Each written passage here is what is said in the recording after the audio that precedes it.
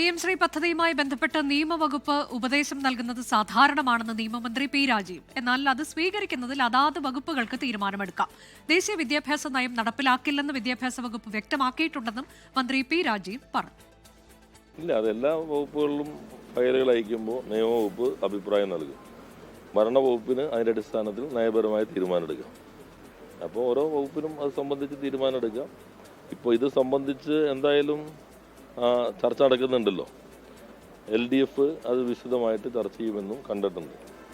അപ്പോൾ അങ്ങനെ ഒരു തീരുമാനത്തിലേക്ക് നമുക്ക് എല്ലാവർക്കും കാക്കാം. PM ശ്രീ പദ്ധതി നടപ്പിലാക്കുമ്പോഴും അത് സംബന്ധിച്ച് NEP-യുമായി ഒരു കാര്യങ്ങളിലും നമ്മൾ എതിർത്ത കാര്യങ്ങൾ നടപ്പിലാക്കില്ല എന്ന് വിദ്യാഭ്യാസ മന്ത്രി വ്യക്തമാക്കി കഴിഞ്ഞിട്ടുണ്ട്. അപ്പോൾ അതിൻ്റെ മുൻ അനുഭവം മറ്റ് ചില പദ്ധതികളിലും നമ്മുടെ മുൻപിലുണ്ട്.